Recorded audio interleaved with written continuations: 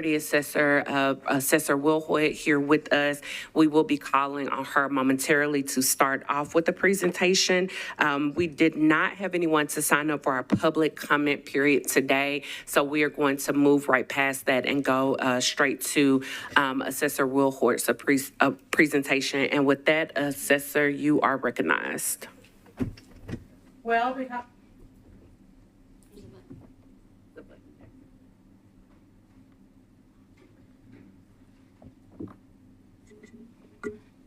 Hello? Okay.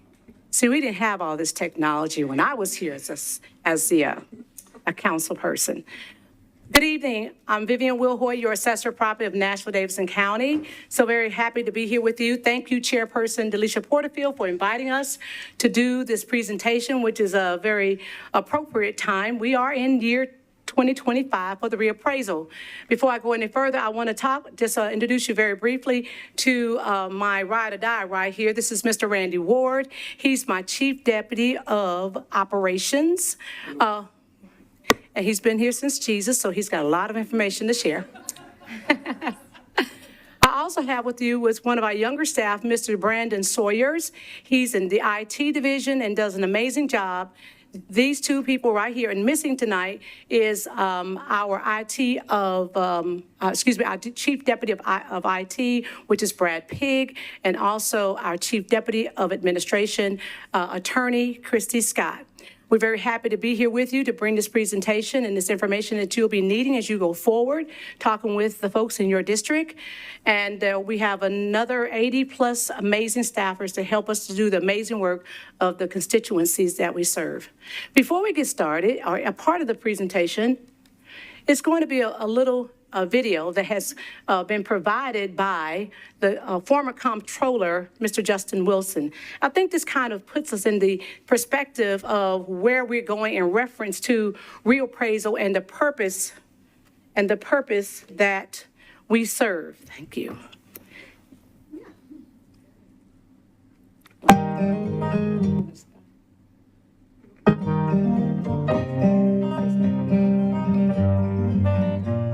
The Comptroller's Office is committed to make government work better. In all 95 counties, the property assessor provides an essential service to do exactly that. It's one of the most difficult jobs in the courthouse because this job is to fairly and equitably value property that's subject to taxation. In fact, it is essential for the proper functioning of local government as we know it in Tennessee. Perhaps you don't know the history and the importance of the property tax assessors in the history of the Western world. Back in the 11th century, in a town in England called Coventry, there was a tax assessor, and he valued the property in Coventry based on the crops that the peasants produced. He had a wife whom you may have heard of. Her name was Lady Godiva. His wife didn't think that was fair because the peasants paid almost all the taxes and the nobles paid very little taxes. She protested, and when he refused to change the system, she said, well, then I'll just take off my clothes and ride a horse naked around the courthouse. He didn't believe her, and she did. As a result of this, they changed the system of taxation from what the peasants produced to the value of the property being taxed. And this is the basis. This change here is responsible in large part for the end of feudalism and the introduction of the modern world in which we know. So we really owe to property assessors the whole value of Western civilization as we know it today.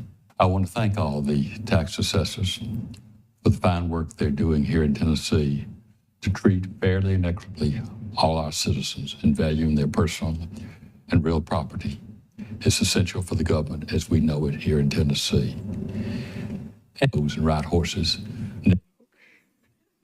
Okay, put me back where I am.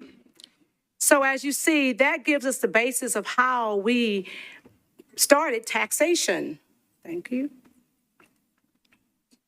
Okay, I don't want to go past that. And so as you heard Comptroller Wilson's call us or call the 95 assessors, the tax assessor, please know that Tennessee Public Chapter 971, effectively May 7, 2008, changed all references of tax assessor to assessor of property. The arrow that goes right. So the truth about the assessor of property is that we don't set the menu. And this is an example when you go out for dinner. We don't set the prices. We just want to be fair. So if you're ordering lobster, you know what you're going to pay. Or steak, you know what you're going to pay. Or chuck. I don't eat beef, but if it was chicken, you know what you're going to pay. But it's all based on the type of menu and the items that you're eating, which is kind of examples. Those menu items would be parcels and property. The history of reappraisal in Davidson County in 1967, that's when Public Chapter 307 created the State Division of Property Assessment and established a procedure for conducting appraisal ratio studies. We're going to talk about ratios a little bit later in the presentation. In 1980, Public Chapter 820 and 827 allowed for the State Board of Equalization to conduct periodic reappraisals across Tennessee. This is just a history of reappraisal in Davidson County over the last 50 years. In the first year of 1975, that was the first year that we were able to put values in city works. Thereafter, every 4 years in thereafter in year 1983, that's when the State Board of Equalization allowed us to, or accepted our 4-year reappraisal plan. And of course, we are now in 2025. So why do we reappraise? There are a number of reasons. First, the State Board of Equalization has stated that's what we do, and we reappraise every 4 years. After we finish a reappraisal, we immediately start on the next reappraisal. So in the first 3 years of a reappraisal, we are doing our visual inspections. And I apologize, we should have changed the slide. It should say inspecting 281,000 plus properties. And in the 4th year, which is the year, we are establishing our value models that are calibrated in order to do our analyzations of the properties. Another reason why we reappraise is because the market constantly changes, as you know. I know when we started out, we called Nashville the it city. I call it the spirited city because we are continuously seeing the values in reference to properties to pretty stay stable, but still increasing. Another reason why we do reappraisal is to restore equity and values. Without the reappraisal, a property owner in a cold market or depressed market could very well be paying more than their fair share. Another reason why we reappraise, and well, it should probably say how, but we do reappraise it by doing or conducting accepted principles and practices. First, we have to analyze the sales data in the market. We also use the cost approach, the income approach, and the sales approach to market value. We make sure that, on the most part, we do predominantly more of the sales approach, and we make sure that any sales that is provided to our office, that it is a qualified sale. Sales with biases in it, or those sales that may have been a divorce, or maybe a brother selling to another not spouse, but selling to another family member, yes, correct. Or it could be as a result of going through a reevaluation of their finances.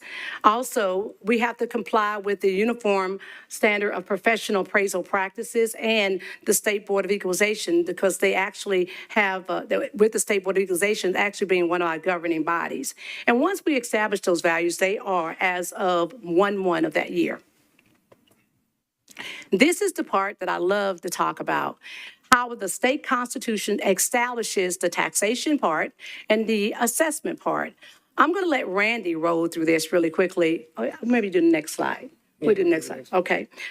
In this slide here, this shows how the state constitution established who is really the tax assessor, who is the assessor of property, or the property assessor.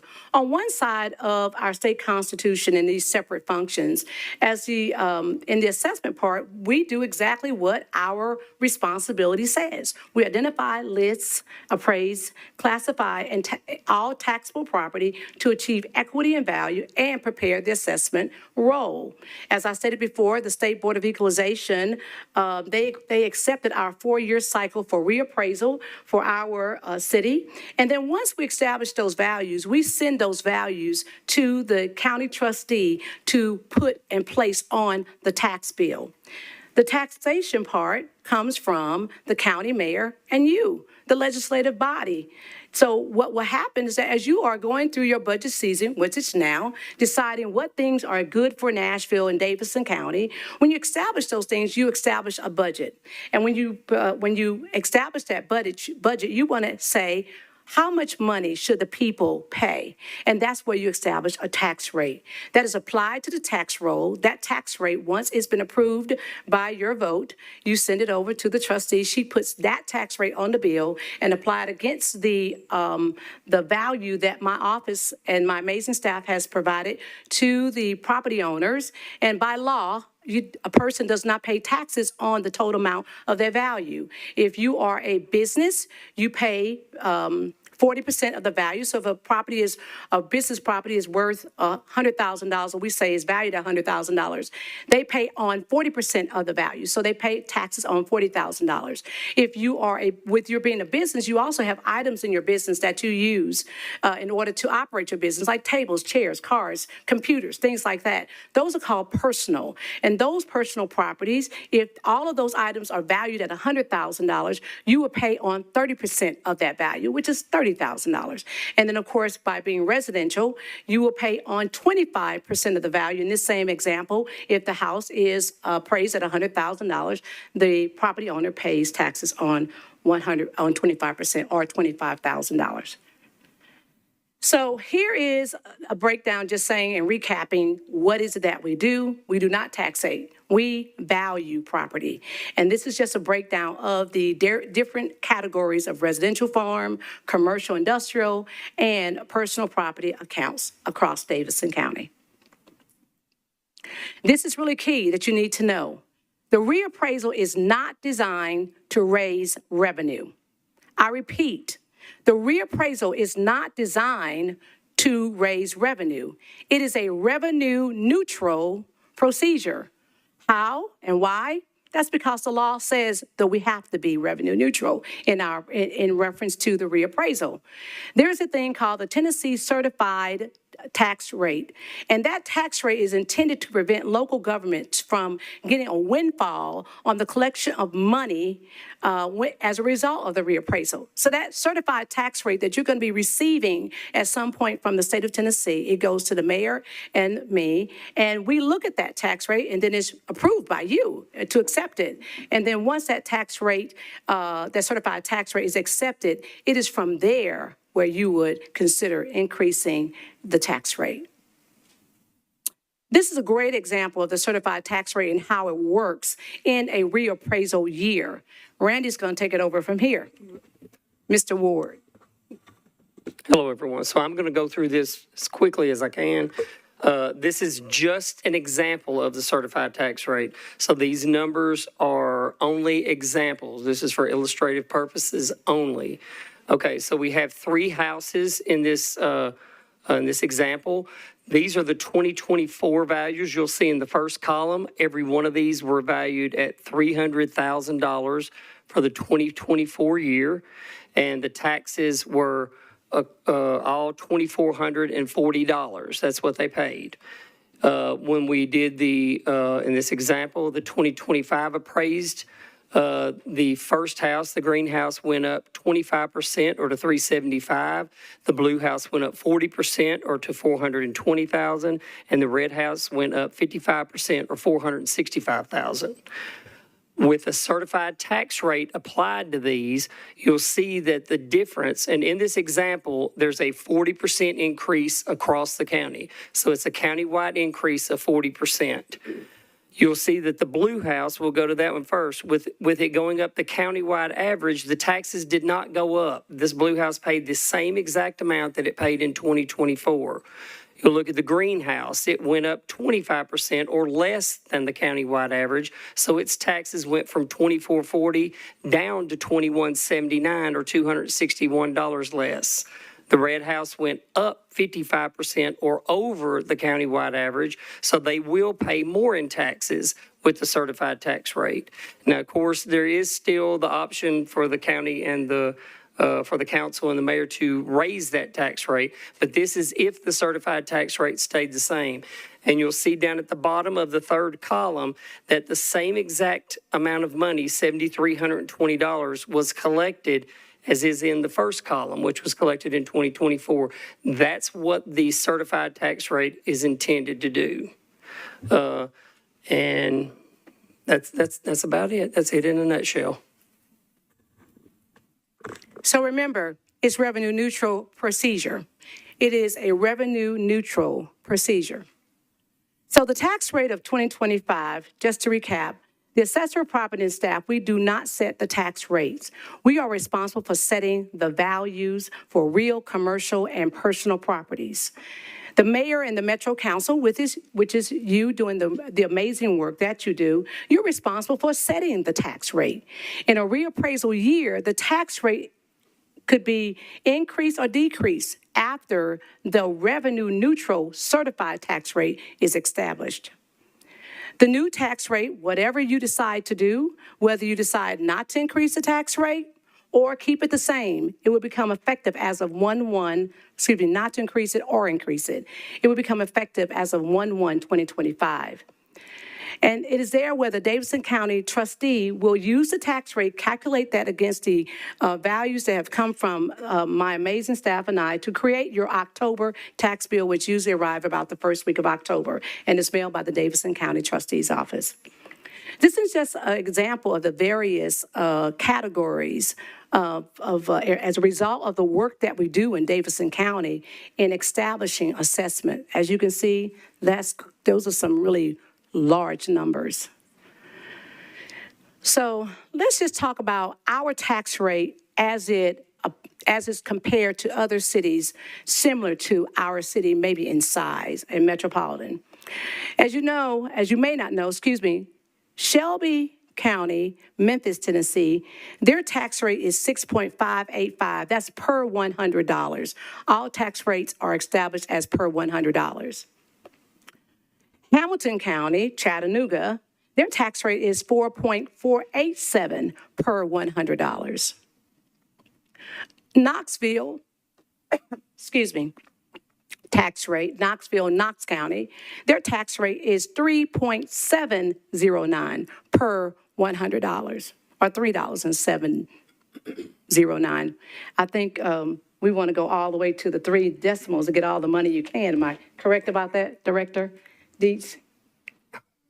Finance? Oh, sorry. Okay. All right. Thought I had a joke there. And then look, Davidson County tax rate is 3.254.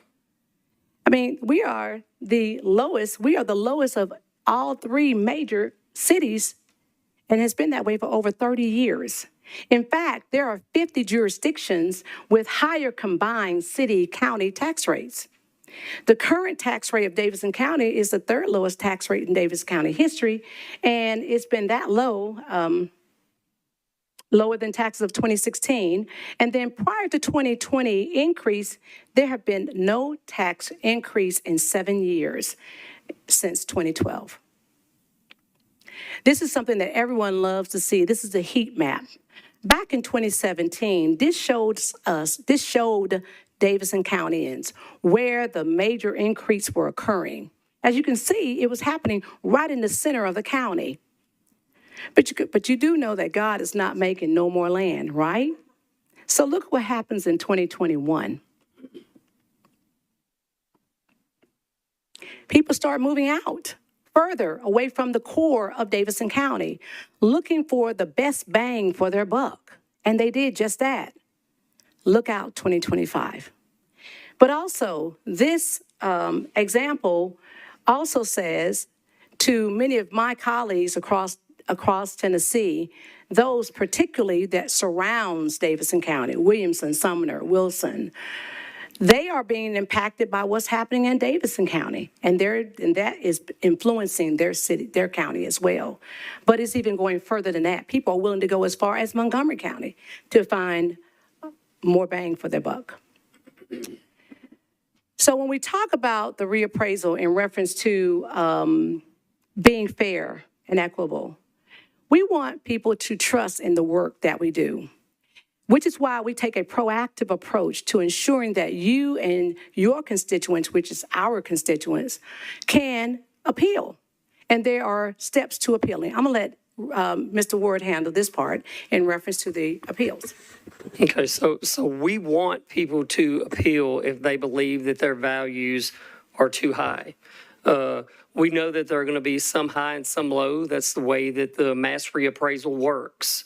So we look forward to them appealing their property value so that we can review them and reduce the value if necessary. Did you hear that he said what he said? We look forward to hearing from Davidson County property owners. We don't run from it. We don't hide from it. We own it. And we want to hear from you because we want to show you what we did in order to arrive at the value. And you can show us what you have to arrive at why you believe it shouldn't be what you think it should be. Because like we said, we always say, you know your home better than we do. So if you have something going on with your home, we need to know about it. We're not going into these homes, and so if you have damage to the interior or anything going on in your home that we can't see, then we need you to let us know. You can file these informal review requests by going online to padctn.org. That stands for Property Assessor, Davidson County, Tennessee. You can call our office and speak with an appraiser. There's going to be a call center that's set up as soon as we mail the notices out. And when you go onto our site, we want everyone to use the comper that we have on there. It's a comper icon. You click it, and it's going to put you pull your property up, push the comper icon, and it's going to pull up sales that are around your area. And then you're going to again know which ones are comparable to yours, and those are the ones that you need to use if you want to appeal your property value. You can use those for your informal review request. We will mail the notices in May, the results of the informal review request. Oh, I'm sorry. That's okay. I do want to add in reference to what Mr. Ward stated about going into people's homes. We do not go in people's homes. If we do that, we would never get the reappraisal done. That's not how mass appraisal works. That's what we do, mass appraisal. But if it's a fee appraisal, such as you going to the bank to get a loan and using your home as your collateral for your loan, that is called a fee appraisal. And think about how long it takes you to get that fee appraisal, okay? Multiply that by more than 281,000 parcels improved. And that's not 281,000 improved parcels, but we can imagine how many of 281,000 parcels that are improved to require us to go inside the home. So we do not. We do mass appraisal. That's different from fee appraisal, and that's what all 95 counties also do.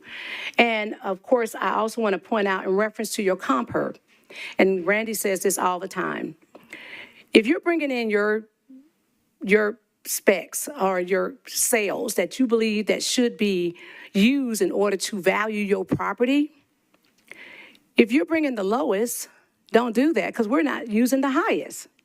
We're using properties that are in aligned with your property, the improvement, the size, the square footage, what has been done in that property. And so we just want you to know that we're not just pulling numbers out of the air.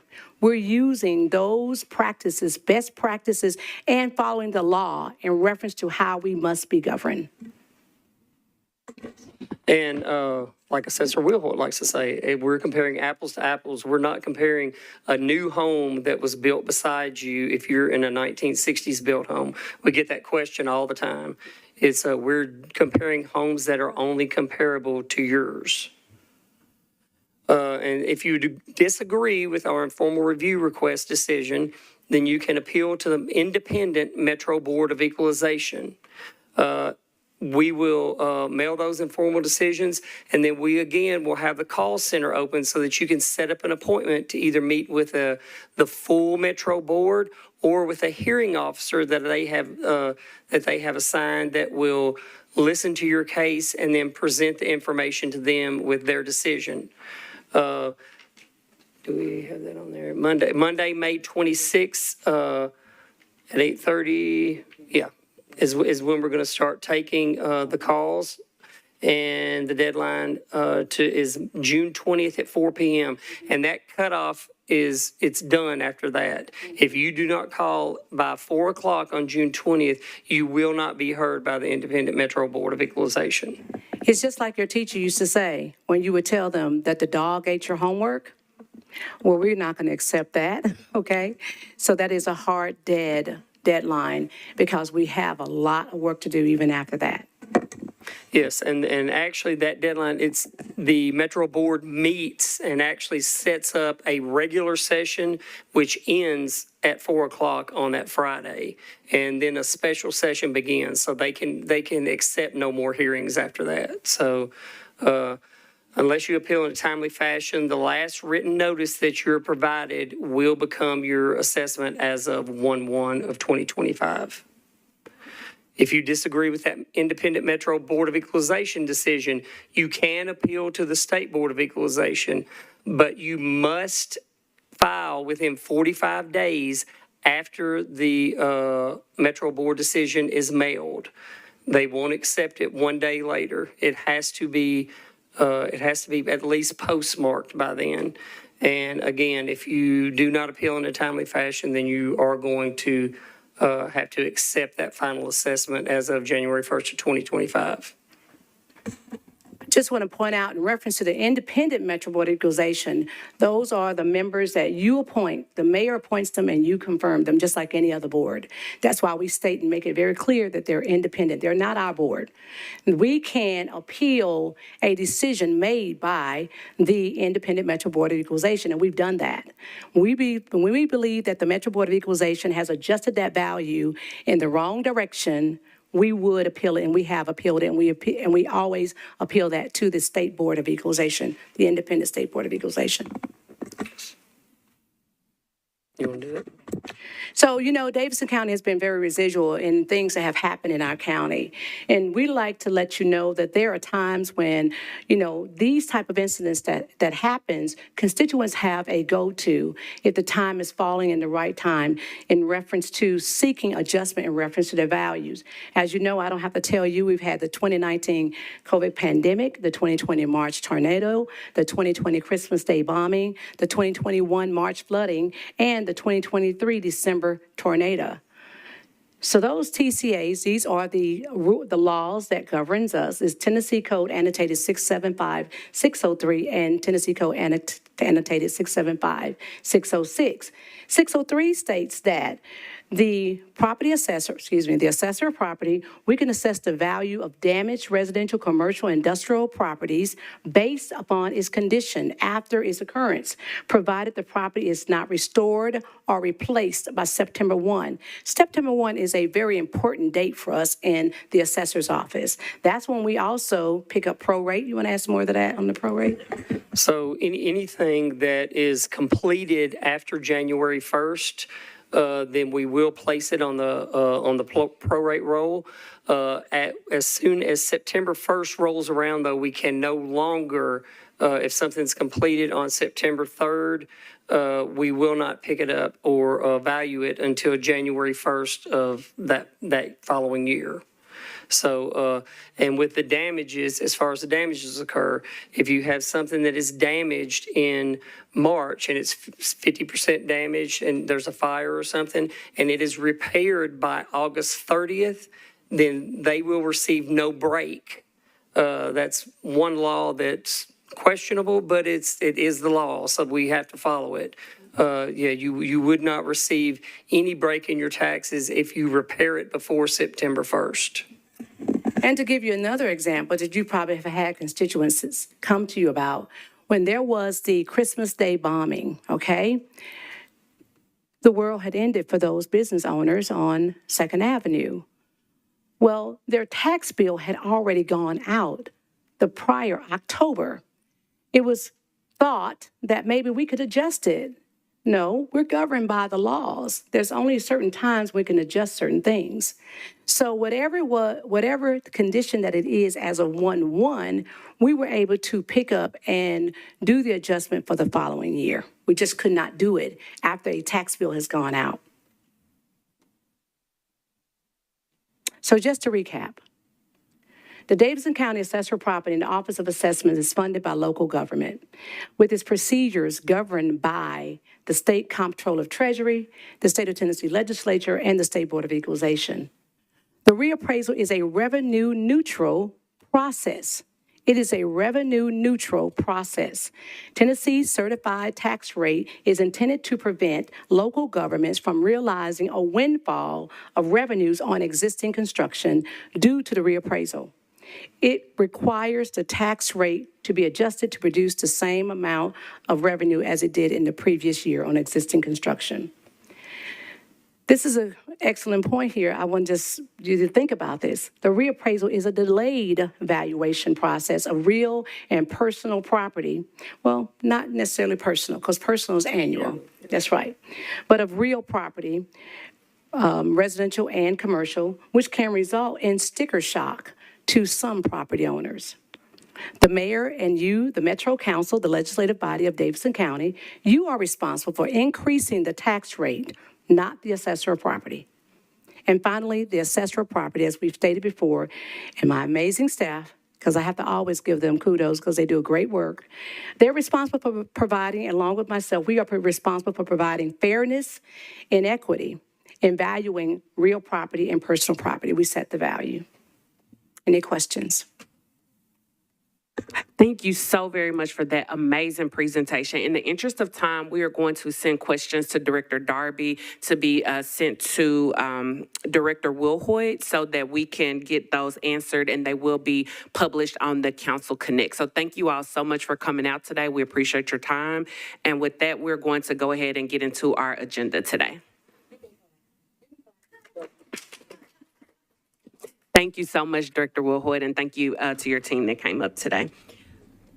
All right, guys, we're going to go ahead and get into our proposed consent agenda. We have the following items on consent: RS 2025-1008, RS 2025-1010, RS 2025-1011, RS 2025-1012, RS 2025-1014, RS 2025-1015, RS 2025-1016, RS 2025-1017, RS 2025-1018, RS 2025-1019, RS 2025-1022, RS 2025-1023, RS 2025-1030, RS 2025-1031, BL 2025-691, BL 2025-692, BL 2025-693, BL 2025-694, BL 2025-695, BL 2025-696, BL 2025-697, and BL 2025-698.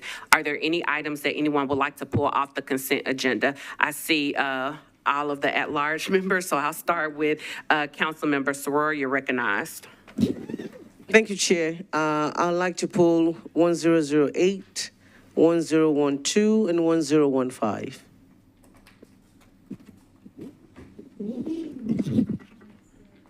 Okay, 1008, 1012? Yes, ma'am. And then 1015? Okay, those items have been pulled off the consent agenda. Councilmember Evan Siegel, you're recognized. Thank you, Chair. Number 5, RS 2025-1010. Okay, 1010 has been pulled from consent.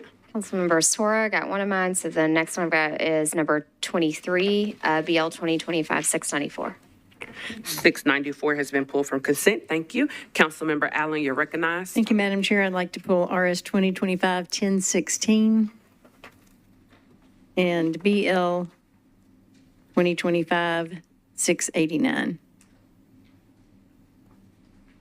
Oh, 689 has been pulled. Okay. And what was the first one, Councilmember? RS 2025-1016. 1016 has been pulled. Thank you so very much. Is there anything else that anyone else would like to pull from consent? All right, seeing none, we'll go ahead and read the consent agenda. RS 2025-1011, a resolution approving an urban area security initiative grant application and accepting an urban area security Initiative Grant Award from the Tennessee Emergency Management Agency to the Metropolitan Government, acting by and through the Office of Emergency Management to enhance the protection of soft targets in crowded places by increasing the ability of police emergency response teams to detect, deter, protect, and when needed, respond to soft target terrorist attacks. RS 2025-1014, a resolution approving an Amendment 1 to a grant contract approved by Resolution RS 2024-572 between the Metropolitan Government of Nashville and Davidson County and Rock Life Youth Church on the Rock to increase the contract value by $22,866 for the library's Nashville After Zone Alliance After School Coordinating System. RS 2025-1017, a resolution accepting the in-kind grant from the Nashville Parks Foundation to the Metropolitan Government, acting by and through the Metropolitan Board of Parks and Recreation for program improvements to fund music equipment for youth bands, God Skills Sport Clinic, and Sports League sponsorships, transportation, and supplies. RS 2025-1018, a resolution accepting an in-kind grant from the Nashville Parks Foundation to the Metropolitan Government, acting by and through the Metropolitan Board of Parks and Recreation to fund the purchase of a new water fountain for the Seven Oaks Park with features including a filtered bottle, filtered pet bowl, and fully accessible design.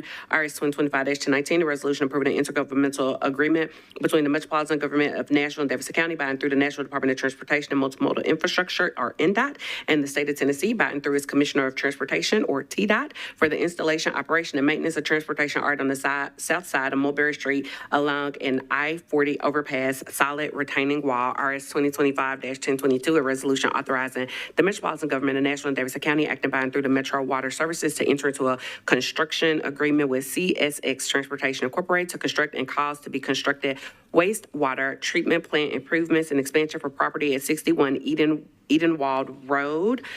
RS 2025-1023, a resolution approving a contract to change to the State Water Infrastructure Program grant from the State of Tennessee Department of Environment and Conservation to the Metropolitan Government of Nashville and Davidson County, acting by and through the Metropolitan National Water and Sewerage Services Department to modernize and upgrade the Dry Creek Water Reclamation Facility.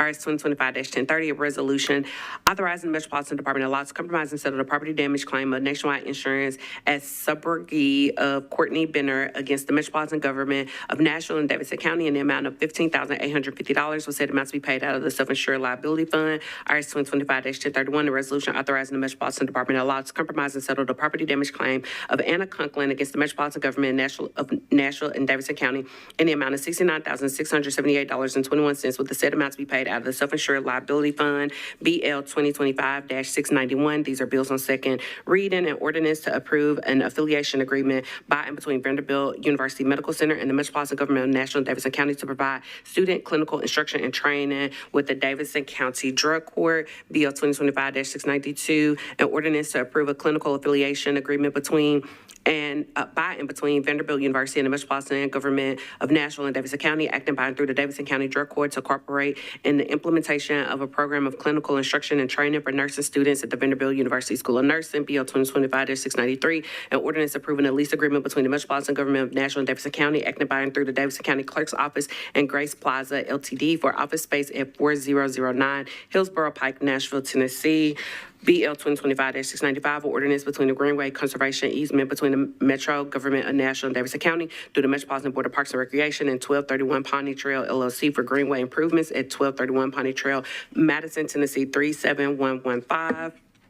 BL 2025-696, an ordinance approving a Greenway Conservation Easement between the Metropolitan Government of Nashville and Davidson County through the Metropolitan Board of Parks and Recreation and Nations Honor LLC for Greenway improvements at 1710 54th Avenue North. BL 2025-697, an ordinance approving a Greenway Conservation Easement between the Metropolitan Government of Nashville and Davidson County through the Metropolitan Board of Parks and Recreation and Highway 100 Investment Partners for Greenway improvements at 8033 Highway 100. And BL 2025-698, an ordinance approving a Greenway Conservation Easement between the Metropolitan Government of Nashville and Davidson County through the Metropolitan Board of Parks and Recreation and MI Homes of Nashville LLC for Greenway improvements at 2600 Pennington Bean Road, aka 0 Pennington Bean Road. Is there anything else that anyone would like to pull off the consent agenda?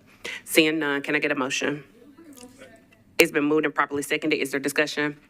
Seeing none, all those in favor say aye. All those opposed, nay. Any abstentions or anyone not voting? The consent agenda passes 13 in favor, 0 against, 0 not voting. 12, we have 12 in favor, 0 against, 0 not voting.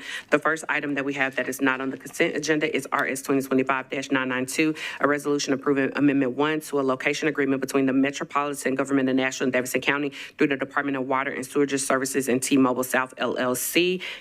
Sponsors Ewing, Porterfield, Parker, and Vo. Can I get a motion? Is there a second? It has been moved and properly seconded. Is there any discussion? Councilmember Allen, you recognize. Thank you, Madam Chair. Councilmember Evan Siegel had to duck out, but asked me if I would ask for a one-meeting deferral. There's still some stuff being negotiated. My understanding is that legal is okay with that. Here comes Councilmember Evan Siegel to follow up on that request. I'm going to legal. So the question was, is legal okay with the one meeting deferral? And I'm going to go to the administration table to see who would like to answer that.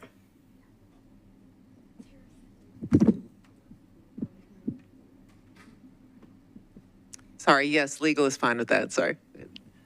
Councilmember Allen, you're good. So there's a motion for a one meeting deferral. Is there a second? It has been moved and properly seconded. Is there any further discussion? Seeing none, all those in favor of a deferral say aye. Any opposed say nay. Any abstentions or anyone not voting? The one meeting deferral is approved, 13 in favor, 0 against, and 0 not voting. The next item is RS 2025-1007, a resolution approving a First Amendment to the criteria for operating support and Thrive grants for the Metropolitan Nashville Arts Commission, approved by RS 2025-961, sponsors Porterfield, Gad, Welsh, and Soror. Can I get a motion? Is there a second?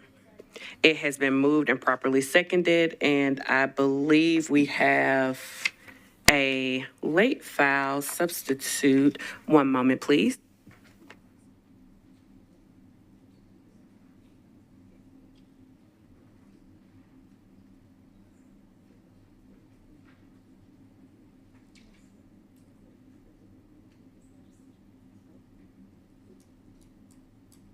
My apologies, you all. We do not have a late file for this. So this, did we do a motion? Can I get a motion for this? Is there a second? It has been moved and properly seconded. This legislation moves the date from June the 1st to June the 30th, which will give anyone who receives the award the maximum amount of time to be able to spend the money. So it will be for this full operating year. What's the term? Not calendar year. What's the fiscal year? Thank you. Sorry, y'all. For the full fiscal year. Is there any discussion on this? Seeing none, all those in favor say aye. Any opposed, nay? Any abstentions or anyone not voting? Motion carries, 13 in favor, 0 against, 0 not voting. The next item not on the consent agenda is RS 2025-1008, a resolution approving amendments 3 and 4 to the Workforce Innovation and Opportunity Act, WIOA, grant from the Tennessee Department of Labor in conjunction with the Northern Middle Tennessee Local Workforce Development Board to the Metropolitan Government, acting by and through the Metropolitan Action Commission to establish programs and services and an integrated workforce system as the career services provider to the American Jobs Center. Can I get a motion? Is there a second? It's been moved and properly seconded. Is there any discussion? Councilmember Soror, you're recognized. Thank you, Chair. I don't know if there's anyone from the department or maybe finance will answer. What's the question, Councilmember Soror? We can get somebody up to answer. Okay, thank you, ma'am. It's a good resolution, and I'm in support. That's why I added my name to it. Anytime we get money to do workforce development is a good thing. But my question about this is, in looking at it, this is a pass-through grant from the federal government. It's from the U.S. Department of Labor. So my question is, what is the impact of the executive order that stops grants on this particular grant? Thank you so very much. If you could just introduce yourself, you are recognized. Good evening. I'm Tanya Everenson, Director of Workforce and Youth for Metro Action Commission. We have reached out to Northern Middle Workforce Board, and they have reached out to Tennessee Department of Labor. So far, when they pulled the direction back, WIOA was not on that list. So as of now, we are good. This is an amendment. One of them was actually for last year. It was a typo in the amendment, so it was fixed. And the second amendment, which was number 4, is actually the one that's going all the way through June of 2025, this coming June. So as of now, we have the money for it still and able to use it. This is for youth, actually. Thank you so very much. And we also have Director Dietz with us who would like to add some context as well. Thank you, Chair, and members. I've gotten many questions from you and other people about the status of the executive order from the president that froze all funding under the Inflation Reduction Act. That included a lot of green energy, but also a lot of rural infrastructure and other matters. Plus, there was a directive from the OMB, Office of Management and Budget, that purported to freeze all federal funds, period, nonstop, every aspect of federal funding. And after a couple of weeks of some challenging news, we have actually, in terms of receiving these federal funds, some good news. There were 3 different lawsuits brought. All 3 courts have now enjoined the executive order and the OMB memo. And so we should see very soon federal funds opening up. And what I encouraged department heads this morning to do was that if they were hearing from federal agencies that the grants were frozen, to tell them that that's not accurate. And I asked the department heads to call me because we will engage. Over the weekend, after these court orders went down, EPA was trying to tell cities and states that their grants were frozen, which was absolutely contrary to the law. And they had no legal right to do that. But this is a disruptive process, and there's a lot of chaos. I'm not promising that everything will be just smooth as silk, but the law is that the federal grants are not frozen, and they should proceed as they were in the past, pending further orders of courts. Thank you, Director Dietz. I know we have some questions. Some members have questions around this. If you have a question that is specific to this legislation, we will take it now. Otherwise, we're going to table those questions about the freezing of funds. We'll table that until we get through the legislative agenda, and then we'll circle back. Thank you, Chair. Thank you. Are there any questions on this piece of legislation? Seeing none, all those in favor say aye. Any opposed, nay. Any abstentions or anyone not voting? Motion carries 13-0-0. The next item is RS 2025-1009, a resolution to approve an intergovernmental mutual aid agreement by and between the Metropolitan National Department of Communications, a department of the Metropolitan Government of Nashville and Davidson County, and the Fairfax County Department of Public Safety Communications sponsors Porterfield and Evans. Can I get a motion? Is there a second? It's been moved and properly seconded. Could someone move to substitute? Thank you. Is there a second? It has been moved and properly seconded. Director Darby, can you explain the substitute? The substitute is a housekeeping measure just to change the names of the parties to the mutual aid agreement throughout the resolution. Thank you so very much. Is there any additional discussion on the substitute? Seeing none, all those in favor of the substitute say aye. Any opposed, nay. Any abstentions or anyone not voting? Substitute passes 13 in favor, 0 against, 0 not voting. Now we will open the floor for discussion for the resolution as substituted. Is there any discussion? Seeing none, all those in favor say aye. Any opposed, nay. Any abstentions or anyone not voting? Motion carries 13 in favor, 0 against, 0 not voting as substituted. The next item is RS 2025-1010, a resolution authorizing the Metropolitan Department of Law to compromise and settle the personal injury claim of Christopher Smith against the Metropolitan Government of Nashville and Davidson County in the amount of $100,000, and that said amounts be paid out of the self-insured liability fund, sponsor Porterfield. Can I get a motion? Is there a second? It has been moved and properly seconded. It is open for discussion. Councilmember Evans Siegel, you're recognized. Thank you, Chair. I have a question. It looked like in the summary that the tires were potentially at fault and Goodyear had to pay a significant settlement, an amount that's undisclosed. And I'm just curious, since that was a contract we had with them, is our settlement in any way indemnified or covered under that contract given their negligence? Thank you for that question. We will turn that over to our legal team. If you could introduce yourself.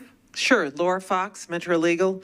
We did bring Goodyear into the case, and they have contributed to the settlement, but they are not going to cover the entire amount of the liability. That's the agreement.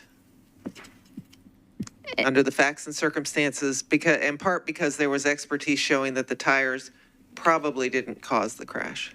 So they were brought in, they're contributing, but we don't have experts who are going to be, we have not been able to find any experts who can testify that that was the cause of the crash. So we've got enough evidence to have them contribute, but not to cover the entire things. Okay, thanks. Thank you, Councilmember Johnston. You are recognized. Don't sit down quite yet.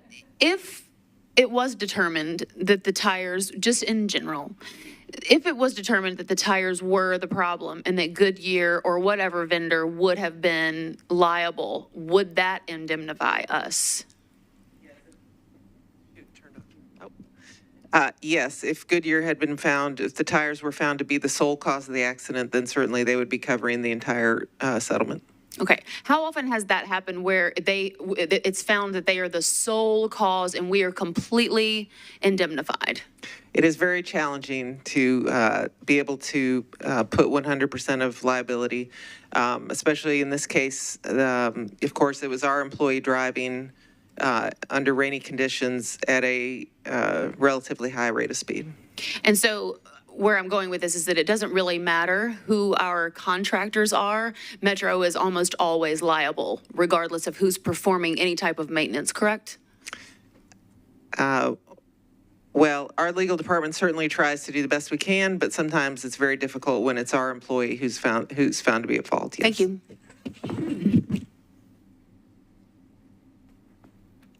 Thank you so very much. Are there any additional questions?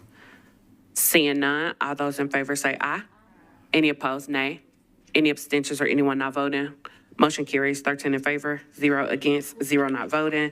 The next item is RS 2025-1012, a resolution approving Amendment 1 to a contract between the Metropolitan Government of Nashville and Davidson County, acting by and through the Metropolitan Board of Health and the State of Tennessee Department of Health to provide for the administering of environmental health programs. Sponsors Porterfield, Evans, Huffman, and Welsh. Can I get a motion? Is there a second? It's been moved and properly seconded. Is there any discussion? Councilmember Soror, you are recognized. Thank you, Chair. The grant is from the state of Tennessee, and from the analysis, the grant will be reduced from $800,000 to $605,000. So my question is in two parts. One, will there be reduction in services due to the reduction in grant? And if there's no reduction in services, does that mean that Metro will be picking up the rest of the costs? Thank you so very much. If you could please introduce yourself, sir, you are recognized. Tom Sharp from the Health Department. The answers are no and yeah, I'm not sure. So what happened here is for most health departments, the state pays them a flat fee to inspect restaurants, hotels, pools, et cetera. And the fees go to the state. They skim 10% off and send it back to the people that did it, to the local health department.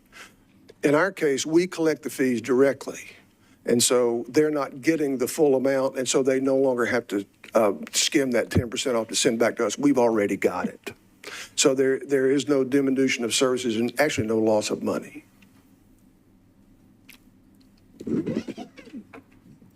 For the last 2 years, you were able to get $800,000 because you were going to those establishments, and that's how you were able to get the 10% or whatever add to the $800,000. So the question is, now that it's going to be $600,000, you still, I guess what I'm trying to figure out is, do you go to less establishment, or these are establishment that you're going to go to anyway? No, we will go anyway. We're required by law to see, that depend on what they are, to see them a certain number of times, a certain period of times. So that doesn't change that at all. Okay, so basically what this means then is that we'll still do the services, which is something we're doing anyway, but what the state will be paying us back is what will be reduced. So we're picking up the rest of the costs. We're collecting it from the people we're inspecting. They are paying the fees directly to us. So that 10% or whatever it is, that percentage is already coming to Metro as opposed to going to the state and then being kicked back to us. Okay. So they don't have to budget for as much money for us because we've already got that percentage here in the house. I'm still confused, and I don't know, maybe somebody can help me out. So why is there less if you're still going to go to the same number of establishments? Whether they're giving it to you or you're taking it up front, you should still get the same amount of money if you're going, maybe even going to more establishments now. I'm just trying to understand why there's a reduction. So they don't know in advance exactly how many establishments we're going to see. Okay. So if I say, all right, I'll give you $100 to go see all the restaurants. Okay. And then all that $100 comes to me as the state, and I will give you your 10% for getting it. So we're square. If you're keeping the 10% on the front end, once I know how many restaurants you inspected, I will say, okay, now I'm going to give you $90. You've already got the 10%. I see. So the 600 is a balance of what you've already collected, It is the balance for what they owe us. of what they owe you. Okay. All right, I think I got it now. So basically, you're still getting the same amount of money, but the grant is going down because you're taking some of it on the top, and We're then the taking it grants will only directly give you from the the rest of it. people Oh, we're inspecting, yes, All right, I think we got it. Thank you so much. Yes, Appreciate that. Just want to make sure we're getting all our money. We are trying. All good. Thank you so very much, Councilmember Soror. Do we have any additional comments, questions, or concerns? Seeing none, all those in favor say aye. All those opposed, nay.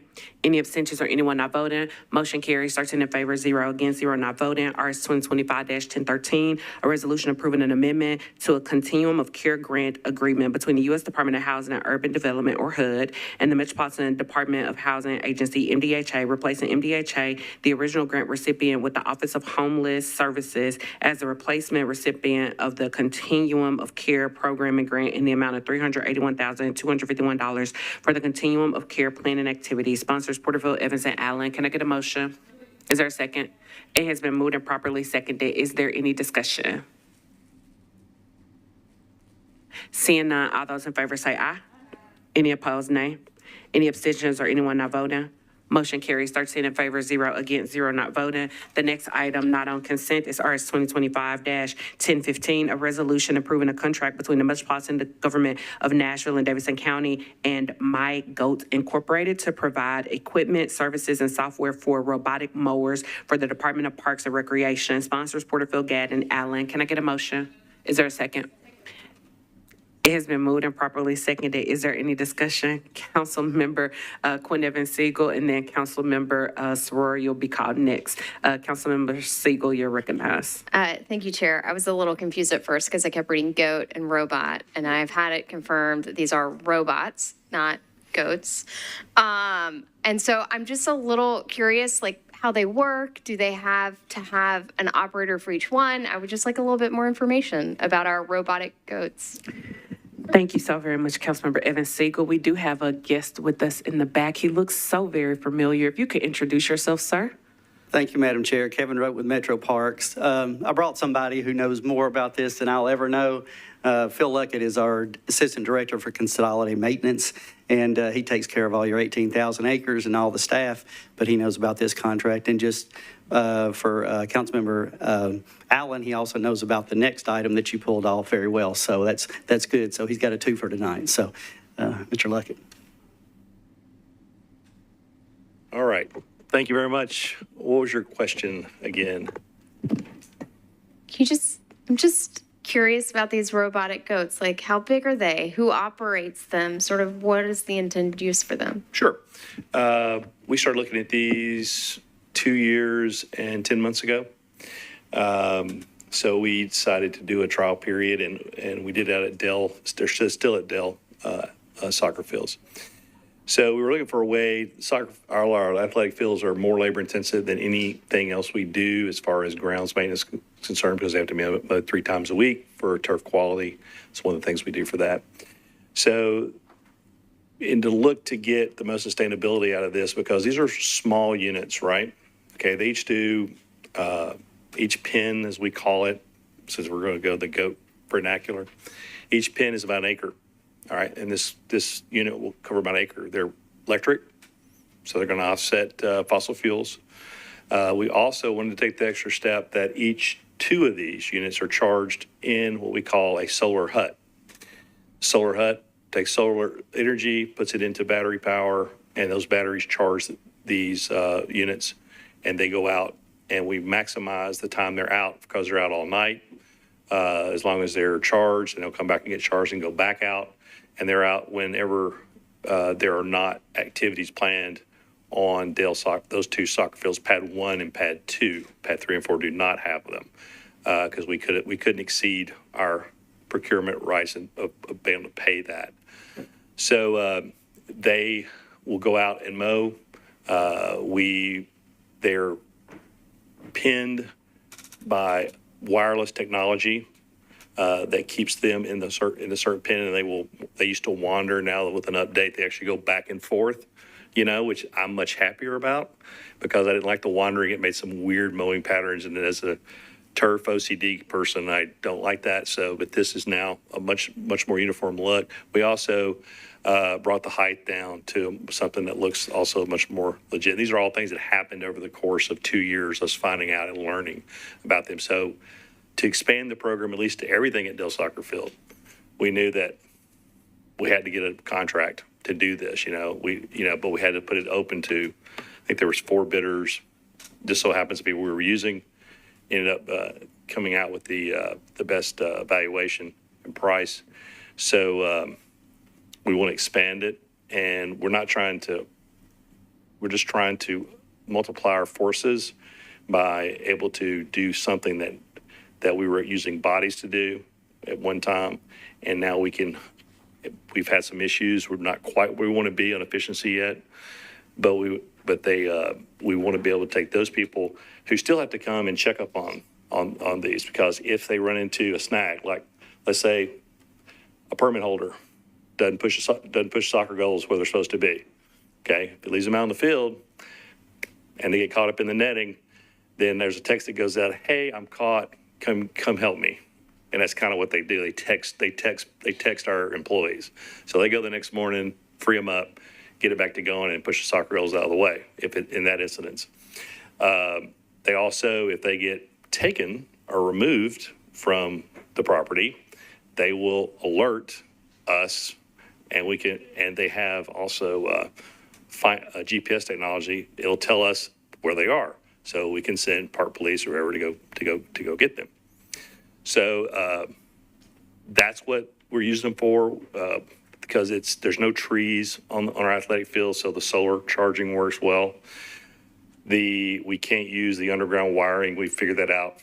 We tried that the first time. It's kind of like your dog fences, right, to keep your dogs in. That was initially how we were pinning them, as we call it. We've got to air file and do things. That does not work for us.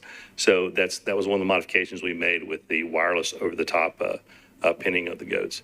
So we've kind of been learning and doing, and now we have funding. We could do all the pads at Dell. And so we'd like to try that and get to that point where, we're asking for funding for more money for the program for this year. Of course, there's a lot of people asking, parts will be asking for funding. So whenever we do get more funding, then we'll increase it to other areas, all around some of our other athletic fields. We like to try to do it behind gated athletic fields that we have for permit holders and stuff, because of interactivity with the solar huts. Even though we fence them off with the public, sometimes you don't know how that's going to go. So we may wander out into that later, but right now we're trying to keep them a little more confined in areas. So if you got any more questions about that, I'd be glad to try to answer. Thank you, Councilmember Evans Siegel. You're recognized. Thanks. It sounds like it works just like my Roomba, which I'm a big fan of. Kind of does like that. That's correct. Are the pens, like if we decide to move them to another park, are the pens mobile? Are they installed in a way that's like pretty stationary? The pins would be mobile. You have to pay a charge to move all the solar huts and everything to get them to somewhere else. And you would want it to be at another athletic field. The wireless pins would only work when you don't have trees in line of sight. Okay. Now, if you didn't have to aerify and do a lot of the turf maintenance things we're having to do, that's on an intensive athletic field where I just cannot tell you how much play we get on our athletic fields during the season. Then you could do the underground wiring like you do with a invisible fence or whatever. And that would work on that kind of site. And they could be putting something like that too, right? It would be maybe a different style robot mower. It might be, would cut as low as the one we're using. We're cutting about as low as they can cut and trying to keep up with that. So it could be moved. Things can be moved and done a different way. Thank you so very much. Did you have any other council member? Just one last thing. I understand why these need to be low because they're on fields, but I was just continue to plug, cutting at higher grass heights so that it is better for our environment where we can outside of our fields. Thank you so very much. Councilmember Allen, did you want to be recognized? Or was it was Soror, my apologies. Councilmember Soror, you're recognized. Thank you, Chair, and thanks for that explanation. I think it covers some of my question. I was wondering about the trial periods, if that is already happening, so thanks. The other question that I have relates to the budget or to the contract itself. So when I was looking at the budget review and analysis, the approval that went to the contractor was for $800,000, $853,000. That's what procurement has as what they approved, but what we're approving now is $2 million. And so I was just wondering what creates that gap, or why the increase from the original solicitation of 800 to now $2 million? Well, part of that, I guess, I don't know, could have been some misunderstanding on our part. What we wanted to be able to do, it's a 5-year contract. So if we were to get funding and we went all out and we said, yes, the way we want to go, we expanded this over all of our athletic fields in the system that were behind gates, then the cost of that would exceed $883,000 in that 5 years. So we wanted to go ahead and just say, hey, I mean, today, with the funding we have today, won't reach that, probably wouldn't reach the 883, all right? But if we're lucky enough to get funding for the program, and then we would still be covered. Doesn't mean we're going to spend the $2 million. It just means we would be covered in that 5-year period. Plus, since it's a Metro contract, if other departments want to use it, and there's people using these in like for when you have fields where you have solar panels to mow the grass around these. There's people using these type of mowers to mow all that. So there's other entities that could do that inside the government. So we just want to make sure there's enough instead of have to come back after 3 years or 4 years and go, oh, I need to increase it by another $500,000 or $500,000, something like that. We don't want to have to do that.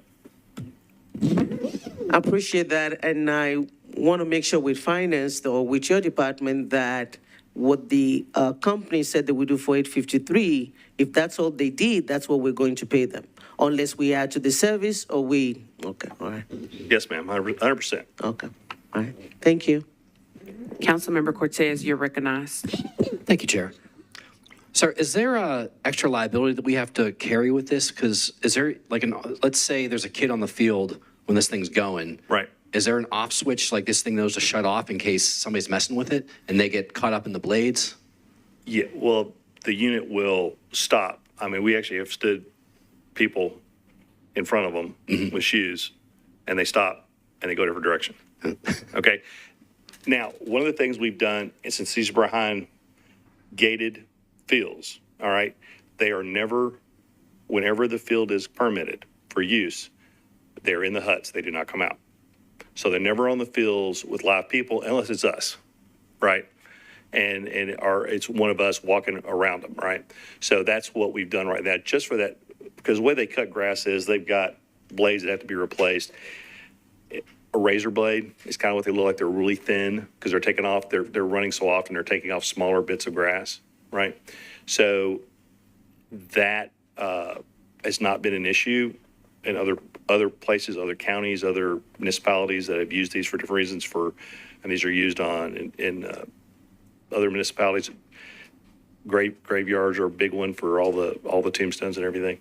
So this is something that we haven't run across, but just to be sure, we didn't want them running when kids would be out there. Just hypothetically, let's say a kid jumps the fence, which they're known to do. Would we be covered, or would the company have to pay for it if there was a malfunction and somebody got hurt? That's a good question. That's something I do not know the answer to right off the bat. I would. I just don't know. I'd have to ask, find out. Is that something legal could speak to? Do we have anyone from legal that would like to answer that? Sure, Laura Fox from Metro Legal. It's going to be a lot like what we talked about before, where they're going to sue Metro and they're going to sue the company, and we're going to say your product malfunctioned, but it's going to depend on the facts and the circumstances of whether we were on site or not, and things like that. Thank you. This may sound weird. I actually saw a guy get fall underneath a lawnmower when I was a kid. So I have personal experience with it. That's what I was wondering.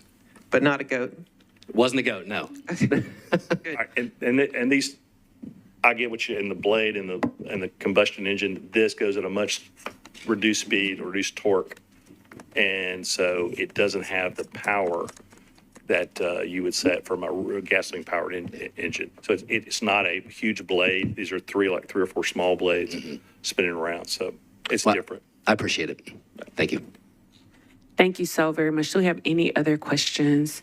I just have one question. Are these, in essence, if we didn't have this, my assumption is that this would be physical labor by Parks employees that would be doing this. My assumption is also that this is probably helping because those are some positions that we have a hard time getting filled. Is that correct? Is this taking away anyone's job, basically? No, ma'am, not at all. Matter of fact, we've been very fortunate the last 12 to 16 months to be able to fill a lot of our positions. As a matter of fact, our vacancy rate now of 185 positions that I oversee is the smallest now it's been in 3 years. So we're fortunate that way. The biggest part of that piece of the puzzle is that person who was doing that for, say, it was taking them 16 hours a week to mow those 3 times. Okay, I can take that person who now only has to go and check up on the goats maybe 1 or 2 hours a week, and has to change blades or don't get left too hard. They call it brushing the goats because they have to clean out from under them and stuff. So let's not, I figure some of you get a kick out of that.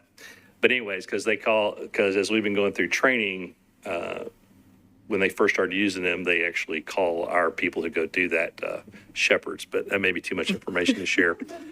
So anyways, no,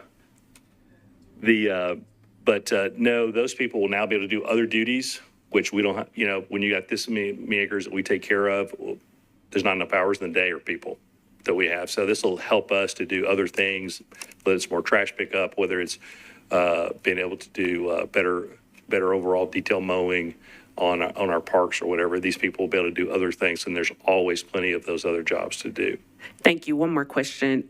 So can we expect a reduction in positions for this upcoming budget since we now have equipment that is doing the job? We're going from 16 hours 3 times a week to 1 hour a week. 16 hours for the whole week for those 3 times. No, ma'am. Matter of fact, because of we've got Mariposa, two new sections of Mill Ridge that are going to be under construction, and also Fort Negley is going to go under a major renovation probably in the next 2 years. We are actually going to be asking this year and next year within the budget, asking for more positions because of just the more asks of us as far as detailed mowing of parks that don't exist now or that are going to redone and going to have a much more higher level of maintenance. Thank you. I'll save the rest of my questions for another time since they are more budget related and not related to this piece of legislation. Are there any additional questions for this piece of legislation? Seeing none, all those in favor say aye. Any opposed, nay. Any abstentions or anyone not voting? Motion carries 12 in favor, 0 against, 0 not voting. The next item not on the consent agenda is RS 2025-1016, a resolution accepting an in-kind grant from the Centennial Park Conservancy to the Metropolitan Government, acting by and through the Metropolitan Board of Parks and Recreation to fund an architectural design feasibility study for the picnic pavilion in Centennial Park. Sponsors Taylor, Porterfield, Gabb, Walsh, and Allen. Can I get a motion? Is there a second? It has been moved and properly seconded. Councilmember Allen, you're recognized. Thank you, Madam Chair. Just have one question. I'm excited that we're taking care of that pavilion. It is much loved and well used, and I just want to make sure that the big band dances are protected as a future use. That pavilion is, the big band dancers are under a different pavilion. Different pavilion, right? This is the one, this is the historic picnic shelter right behind, I guess, McDonald's, right in the front left of the park. Okay. Down there. So what they're trying to do is, I believe, is they're looking at, is there a way, this is part of the study, to enclose that and then have that as an indoor a permanent space for park goers year round. And so that is what they're looking Okay. at, what would be those uses and everything. Matter of fact, the pavilion, there's getting to be a new pavilion getting ready to be built. I didn't know if you know about that, but there's a procurement is going to be putting that out, and they're going to be building a whole new pavilion at the end of Lake Watauga. And that's going to be a much updated where all the big band dances will occur in the future. And then the pavilion that's there now will be coming down after that's built. Okay, appreciate the sequencing. All right, thank you. Thank you. Are there any additional questions? Seeing none, all those in favor say aye. Any opposed, nay. Any abstentions or anyone not voting? Oh, you're saying goodbye? I thought you wanted to say something. All right, motion carries 12 in favor, 0 against, 0 not voting. Goodbye, former Councilmember Roten. Thank you for being here today. The next item that we have that was not on the consent agenda is bills on second reading. Thank God. BL 2025-689, an ordinance approving a memorandum of understanding between the Metropolitan Beer Permit Board and the Metropolitan Department of Codes Administration to facilitate cooperation for the enforcement of Title VII and Chapter 9.20 of the Metropolitan Codes of Law, Porterville Hills, Stiles, Allen, and Cab. Can I get a motion? Is there a second? It has been moved and properly seconded. Any discussion? I have a question, and Councilmember Allen also has a question. So I'll start with Councilmember Allen. You're recognized. Thank you, Madam Chair. This is something we've been talking about for a long time, so I'm excited that it's happening. My question is, can these go outside of downtown, and will they be used for noise enforcement in, for example, short-term rentals that are having parties and things like that? Thank you so very much for that question. We have someone joining us. If you could please introduce yourself. Yes, thank you, Madam Chair. Benton McDonough with the Office of Nightlife and also the Metro Beer Board. I think initially we've talked about that the focus at the very beginning will be in the downtown area just to get the inspectors used to the enforcement side of it. But I know that maybe down the road, I know in the MOU we have the opportunity to make any changes to that we need to between the two parties. So that may be something that we discuss after they've had at least a few weeks or months initially to get used to it. One more question. Thank you. I'm glad that possibility is there. And then while they're downtown, can they be enforcing noise from transportainment vehicles that are only supposed to be audible 50 yards away? That one I'm not completely sure about. I know that has typically been under the I think the jurisdiction of MNPD to handle that as far as within traffic situations. Okay. But that is something we can revisit if we need to. If we could, follow up, or maybe I'll get some clarification from Mr. Herbert on that one. Okay, thank you. Thank you so very much, and thank you, Mr. McDonough, for those answers.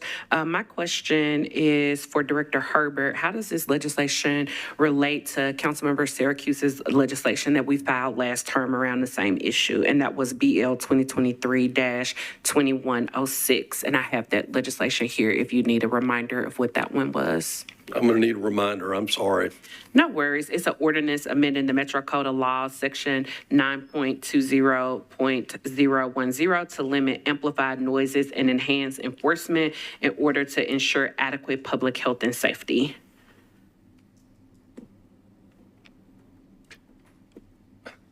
That's with the speakers. Yeah, it was the one with the speakers. Speakers in and around the bars. I think it would also be. Can you speak into the mic? Sorry. They would also be involved in assisting with that as well. Okay. The inspectors would.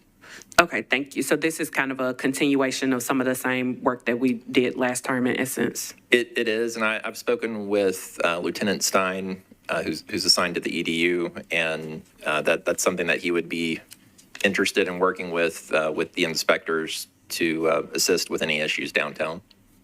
Thank you so very much. I appreciate that. Is there any further discussion? Seeing none, all those in favor say aye. Aye. Any opposed say nay. Any abstentions or anyone not voting? Motion carries 11 in favor, 0 against, 0 not voting. And now for the last item That was not on the consent agenda. BL 2025-694, ordinance approving amendment number 2 to a sole source contract between the Metropolitan Government of Nashville and Davidson County and Splash Business Intelligence Incorporated to extend the term and increase the estimated value of the contract, Porterfield and Hill. Can I get a motion? Is there a second? It's been moved and properly seconded. Is there any discussion? Councilmember Evans Siegel, you're recognized. Thank you, Chair. This is a pretty significant extension. It said because we are waiting on an Oracle integration, and so I'm trying to figure out why we haven't been able to get that done in the past, or in 5 years. Why do we need 4 more? Thank you so very much, Councilmember. We have Dawn Clark here with us. If you could introduce yourself, please. Dawn Clark, ITS Assistant Director. We're the 5-year sole source contract. It just happens to end 5 days after our go live for Oracle Cloud Project. So in order to make sure that we have the time to do all the procurement processes, do the due diligence, and so that I don't come back to you with an expired contract, that's why I've extended it for up to 3 years, but it might not be that long. We just need the time after go live to get the new contract. So it's not waiting for. It's not something that I haven't done. I'm being proactive before it expires and giving our team time after the go live to be able to get the new contract in place, whether it's a RFP or a new sole source or whatever it may be. Thank you, Director Clark. Councilmember Evans Siegel, you're recognized. Thank you, Chair. Apologies, I said 4. You're right, it's 3. I guess I'm a little confused why 5 days necessitates 3 years. So I'd like a little clarity on that because that seems pretty excessive. Director Clark, you're recognized. Well, if you've been a part of a project, when it goes live, the first several months, it's, getting all the users used to the new system and not focusing on, getting a new contract in place where all of our time and effort, my team and myself are doing kind of 2 or 3 full-time jobs right now to get this project live and stay on track.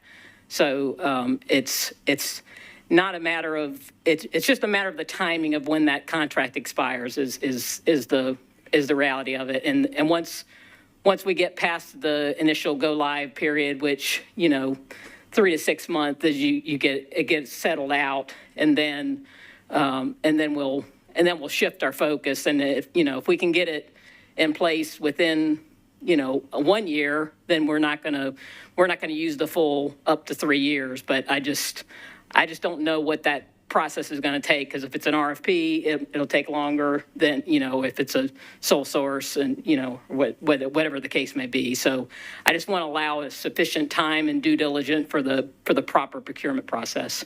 Thank you, Councilmember Evans Siegel, you're recognized. Thank you, Chair. I really appreciate the department being proactive. I think we don't always see that, but I guess I'm still concerned. A few months of testing and suddenly it's 3 years. Are there any minimum payments due under this contract? Director. We have annual renewals that come due at the start of every fiscal year. So,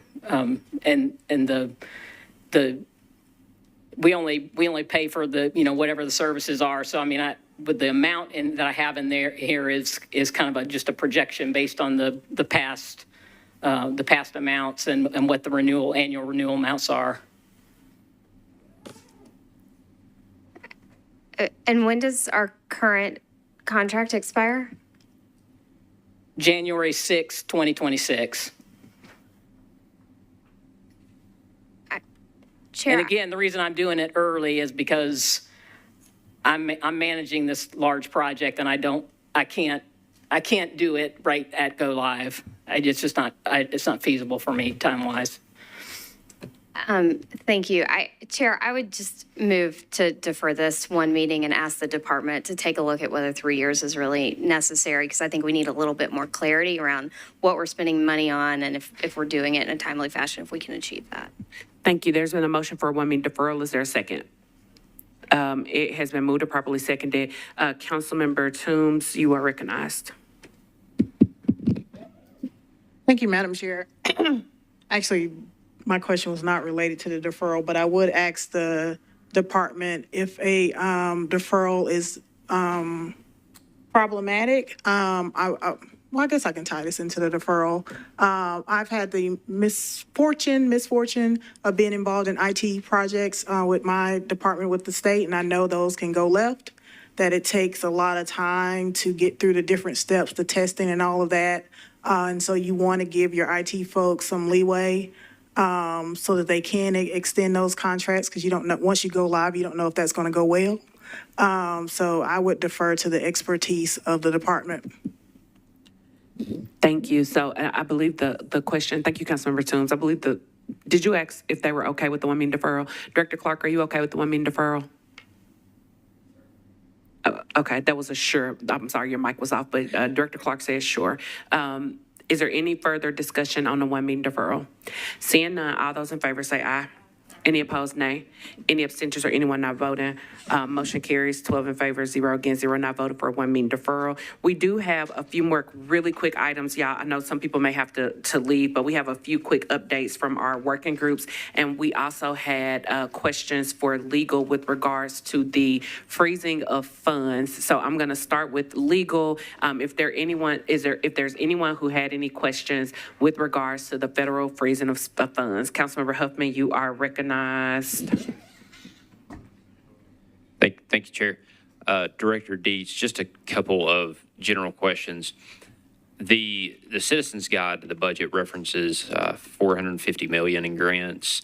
A couple of questions. The first one is, does finance track state versus federal grants? And I'm going to give that one to Mary Jo. If Yes, you can Mary- introduce yourself. Mary Jo Wiggins, Finance. Yes, we do. Councilmember Huffman. Another question, just in light of what we witnessed last week, is there an easy way to determine the risk of arbitrary federal actions that, that we saw? Director Deets, you're recognized. Thank you, Madam Chair. Wally Dietz, Director of Law. I want to be measured in what I say. What we saw last week was unprecedented. It's not like anything we saw in the first administration of President Trump, and it's impossible for me to predict how long it will continue. I will say this, our hope comes in the judicial branch. Congress will not act. The executive branch is not pushing back on President Trump in any of the departments or any of his cabinet. There's no pushback from anybody in the federal government, which means parties are left with no resort but to go to court. And it's gratifying to see that in the 3 cases that have been brought, injunctions have been entered in the federal district court for the District of Rhode Island, the Southern District of New York, and the District of D.C. And the judges did not think it was a close call. So I don't know if that fully answers your question, but I am afraid we are going to have years of contentious litigation. Yeah, unfortunately, I agree, sir. Thank you. Thank you. Councilmember Evans Siegel, you're recognized. Thank you, Chair. Thank you, Director. This may be more of a finance question than a legal one, but, I saw a stat that it was either 23 or 28% of Tennessee's budget. It's really federal funds. Do we have any idea, because I know part of our budget, a lot of that is pass-through funds from the state. Some are direct federal funds. Do we have any idea the amount of our budget that is federally funded? You're recognized. Thank you, Chair. In the report that we run, we ran this. We are proactively looking at all of our federal grants. The ones that we can identify, $70 million. That doesn't include MNPS. It doesn't include things like our FEMA reimbursements, were actually count as grants. So it just depends how they come through and how they're reported to us. But we do track if they are, If they are identified as federal or state grants, we have that. The federal number is, like I said, it's roughly 70, but we know that that doesn't include anything with MNPS. And there might be certain other ones that don't fall in that category. So, for example, if it's a state grant, but it's really like federal highway funds, we're not capturing that in this. That would show as a federal pass-through. Oh, it would show as a federal pass-through. Okay, thank you. Thank you so very much. Councilmember Gamble, you're recognized. Thank you, Chair, and I'm not sure who this question is for, but if there are funds that have already been allocated towards a specific program through the federal government, are departments able to draw down those funds as they would regularly, or are they having to wait to see what happens, I guess is my question.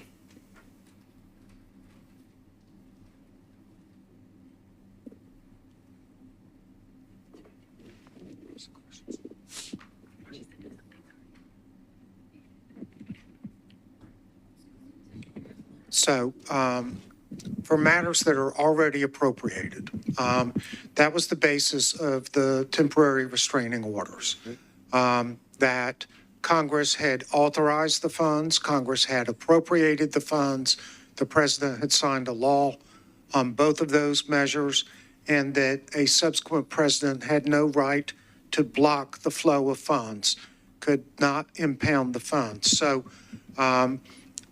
it's our position that the law protects grants that have been authorized and appropriated. It's an even more powerful case if there is a grant agreement that's executed by both parties. And that's why we encourage the departments, starting on November 6th, to move as quickly as they could to finalize all federal grants that were in the pipeline.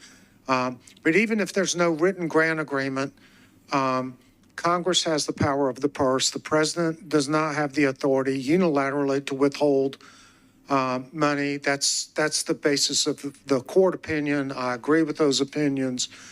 There's also a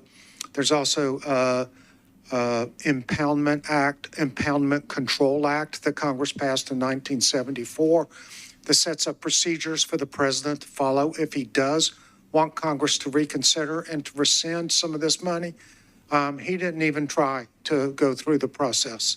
The president did not even try to go through the process set out in the Impoundment Control Act. So I believe most legal scholars overwhelmingly believe that the executive order and the OMB order were unconstitutional. Thank you. Thank you. And I guess, and just to confirm, that means that departments can draw down funds that have already been allocated and agreed upon. Yes, Councilmember, that is right. And in a meeting with department heads this morning, WebEx, I encouraged all of them to let me know immediately if they were getting pushback from federal agencies saying that they were not going to get federal grants. Thank you. Thank you so very much. Do we have any additional questions? All right, seeing none, thank you so much, Director Dees. We have just 3 more really short things, y'all. We have updates from the working group. So we have Councilmember Allen, Councilmember Toombs, and Councilmember Soror. If you all can give your updates, who would like to go? Councilmember Toombs, Vice Chair Toombs would like to go first. You're recognized. Thank you, Chair. I chair the Human Resources Working Group. We've been looking at how departments spend their salary savings, and that's money left over from the money that's allocated for salaries.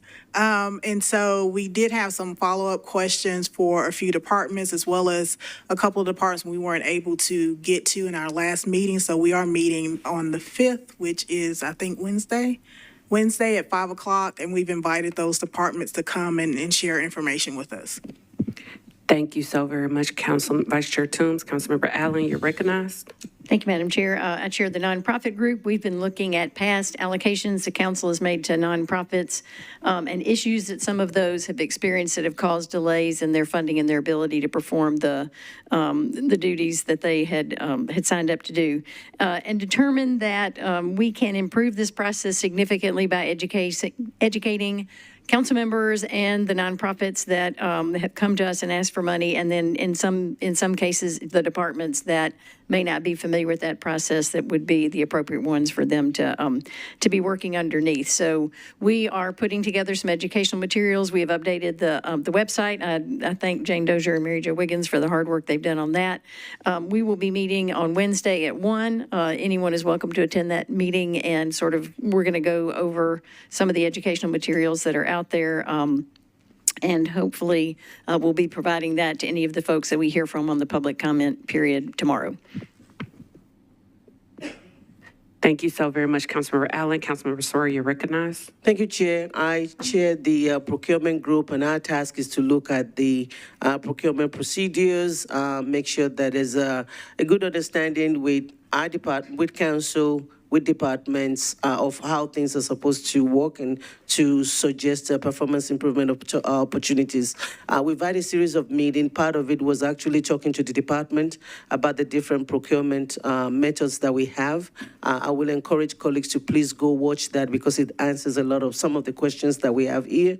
And then following the interviews of department, we actually have finance come and address some of the issues that were raised by departments, and some of the things that finance is doing to tackle some of those. We're also looking at some of the laws in the books that have been there for ages since Metro started that may not be applicable, that needs review at this point. So the next thing we will do is just for the committee to come back and take a look at everything, put it together, and make our final recommendations. We have a folder as well that has all of the documents that we've been looking through, and I ask everyone to please go look at it. Like I mentioned last meeting, you can actually see the result of some of our conversation in your fiscal analysis. When you're looking at sole source justification review, you're looking at a cooperative agreements review, you're looking at extension review. There's a summary page from finance that goes with every fiscal analysis that explain what they've done as a way to help us and reduce our questions. So there's still a lot more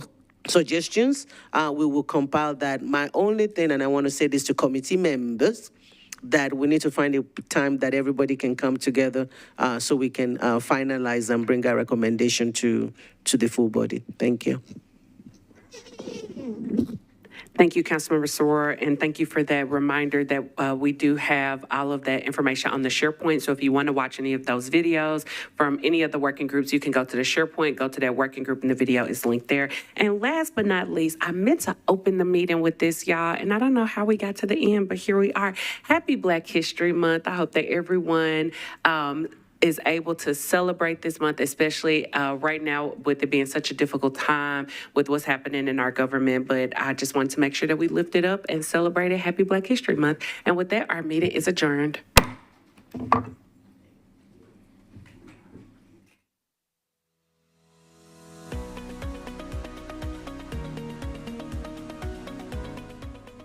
This has been a service of the Metro Nashville Network.